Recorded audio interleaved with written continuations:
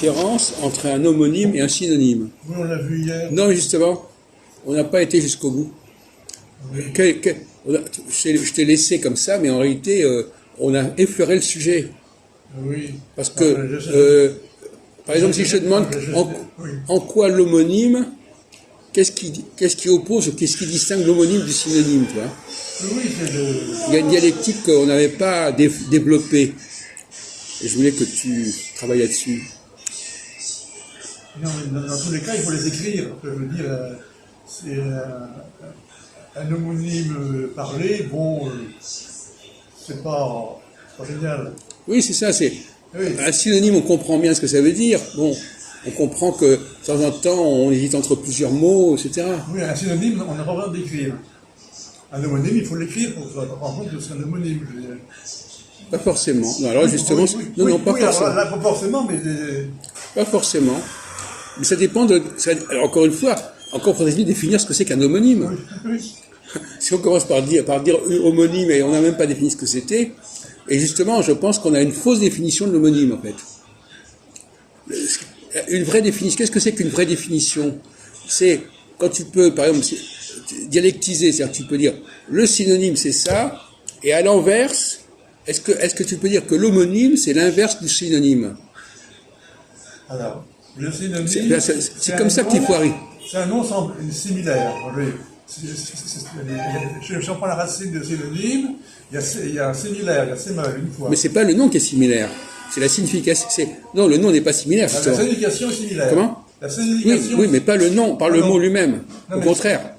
Dans un synonyme, la signification est similaire et le nom apparemment n'a rien à voir. La signification est similaire et les mots eux-mêmes sont différents. Bon. Alors, comment peut-on opposer au synonyme l'homonyme? Alors, l'homonyme, c'est le... Homo, c'est homologue. Je veux dire, c'est la même racine que homologue. Oui, mais comme tu l'as dit, homologue, ça peut vouloir dire n'importe quoi, puisque similaire, le synonyme aussi, il est homologue, quelque part.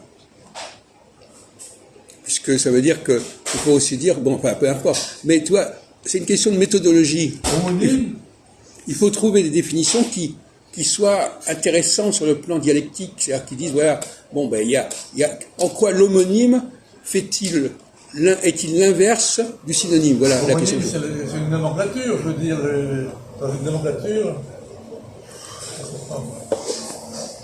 Homonyme, nîmes, c'est quoi? C'est nomos, je veux dire, en grec, c'est quoi? D'abord, premièrement, je suis pas sûr que l'étymologie nous apporte beaucoup, de toute façon. Bon, enfin, bon. Non, quand même, c'est des mots savants, je veux dire... Oui, enfin là, en l'occurrence, oui. Ça peut pas, ça t'avance pas beaucoup. Je vais te poser le problème autrement. Est-ce que tu peux inverser les termes? C'est-à-dire, si je te dis que l'homonyme c'est l'inverse du synonyme, oui. Qu'est-ce que ça peut être?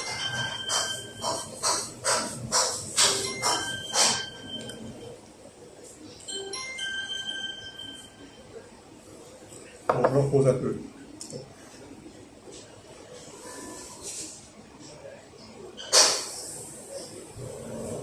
Tu inverses la proposition.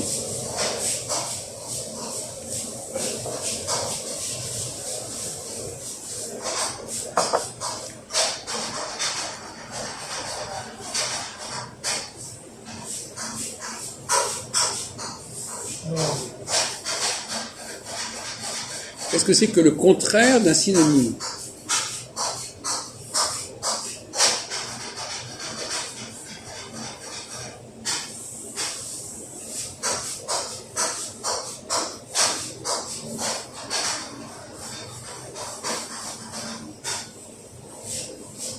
C'est l'identité.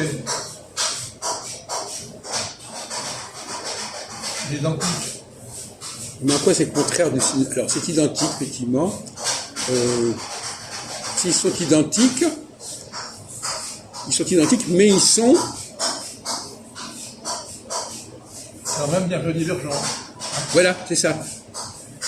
Ils sont identiques et en même temps, ils ne veulent pas dire la même chose. Oui, mais ils divergent. Oui, tu vois? Alors que le synonyme, ils sont différents, mais ils veulent dire la même chose. Les mots synonymes sont différents, mais ils veulent, voilà. Et les homonymes, ils sont pareils, mais ils disent des choses différentes. Oui. C'est ça que je voulais comme réponse. Oui, c'est ça. Je veux bien, oui. Et alors, bon, donc, alors finalement, une fois qu'on a trouvé cette définition, ça veut dire quoi? Qu'est-ce que ça veut dire que des mots sont pareils? Qu'est-ce que ça veut dire que des mots pareils? S'ils sont pareils, c'est pas deux mots. S'ils sont pareils, il n'y a pas de mots à ce moment-là. Ah oui. Donc il faut essayer quand même d'avoir des définitions un peu plus pointues. C'est le principe des métonymies, je veux dire, on peut, des métaphores, on peut un mot pour un autre. Non, ce sont des mots qui ont une même racine, si tu veux, Oui. donc qui ont quelque chose en commun, Ah ouais. mais qui malgré tout ont des éléments différents. Ah ouais.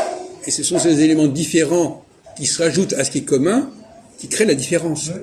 Donc ils sont à la fois semblables et différents. Ah oui. Bon, par exemple, je sais pas moi, je dis je comprends, c'est le préfixe. Les homonymes, ils se différencient par les préfixes, pas par le radical. Ils se différencient soit par le préfixe, soit par le suffixe. Comme je mangerai, c'est pas la même chose que nous mangerons. Donc on peut dire que ce sont des synonymes. Parce qu'ils ont mangé en commun, mais ils ont un suffixe qui les différencie. Dans une langue vivante, il y a deux niveaux. Il y a deux niveaux. Il y a un niveau superficiel, un niveau profond. Oui. Et, je veux dire, le langage n'est pas univore. Oui. Il est à deux niveaux. Alors, Le langage vivant, je ne veux pas parler langue morte. Le langage vivant, les langues vivantes, à deux niveaux. alors à ton avis, René Louis, pourquoi dans certaines langues, on a préféré les synonymes aux homonymes? Parce qu'il y a des langues qui ont bien maîtrisé la question de l'homonymie, et d'autres langues qui n'ont pas maîtrisé et qui ont préféré la formule de la synonymie. Alors qu'est-ce qui fait qu'une société préfère la synonymie à l'homonymie, ou l'inverse d'ailleurs? Quelle est la difficulté de l'homonymie dans le sens où on l'a définie? Qu'est-ce qui fait problème avec l'homonymie?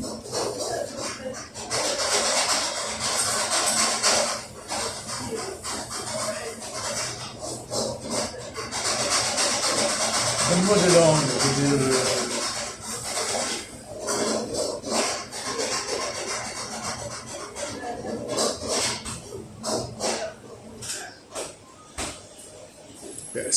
Ce qui fait problème, c'est que ça se ressemble. Et donc, quelque part, l'intelligence va se fatiguer à distinguer ce qui se ressemble, mais qui est à la fois différent. Enfin, je veux dire, c'est plus facile parfois d'avoir deux mots différents que d'avoir le même groupe de mots qui ont des ressemblances. Parce que ça demande une certaine subtilité. Distinguer des mots qui se ressemblent, c'est plus subtil que de distinguer des mots qui sont complètement différents. L'intérêt des mots différents, c'est qu'il n'y a pas d'ambiguïté. Oui, c'est ce que je suis en train de dire. Il n'y a pas d'ambiguïté. Il n'y a pas d'ambiguïté, mais en même temps, le problème, c'est que c'est très lourd. Oui. C'est très lourd, ça alourdit une langue. Si au lieu si tu mets 10 mots différents, alors qu'en fin de compte, il y a un seul mot qui pourrait être décliné, c'est quand même un problème. Donc il y a un prix à payer, de toute façon. Mais on peut dire que d'une certaine manière, dans des sociétés où les gens ne sont pas très intelligents, ils vont préférer la synonymie. Ils vont préférer la synonymie. Oui. Parce que comme tu dis, c'est bien distinct. Et dans les pays où les gens sont plus intelligents, plus subtils, ils vont pouvoir gérer l'homonymie. Oui. Mais le résultat des courses, c'est qu'en fin de compte, on est arrivé là à une définition de l'homonymie qui n'est pas celle que les gens ont en tête, véritablement. L'autre jour, on en a parlé avec toi, je me suis aperçu que c'était très très vague. Et qu'on ne voyait pas très bien à quoi ça servait l'homonymie comme ça. Et là, on comprend. l'homonymie, c'est en réalité tout le champ de la déclinaison, de la conjugaison, des préfixes, des suffixes, tout ça, c'est l'homonymie. En fait. Donc, dans les chiffres du latin, C'est pareil, on latin aussi. Comment? En latin, il y a beaucoup d'homonymies. Oui. C'est-à-dire un mot, si tu prends le dictionnaire Gabio, il va avoir plusieurs sens différents.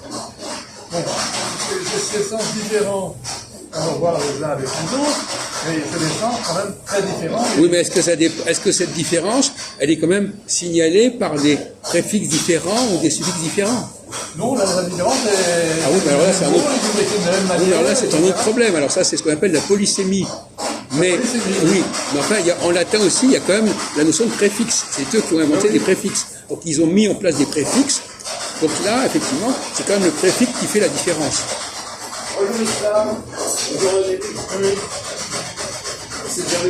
Ce matin, donc, c'est eux, par exemple, le mot compréhension, c'est, enfin, je veux dire, nous, les préfixes que nous avons en français, on les doit au latin. Donc, on ne peut pas dire ça. Donc, effectivement, ils ont des mots qui se ressemblent, mais il y a quand même des éléments de conjugaison, de déclinaison, qui vont introduire des nuances différentes. Mais on ne peut pas dire que c'est exactement le même mot, contrairement à ce que tu dis. Non, mais ça dépend des cas, mais il y a des cas où c'est le même mot. Oui, mais là, il y a... Bon, alors là, c'est un autre souci. C'est un autre problème, là. C'est un autre problème. Alors là, ça dépend du contexte, etc. Bon. Alors, c'est le contexte qui donne le sens. Oui. Et d'ailleurs, il y a... Ou bien le locuteur. Quoi?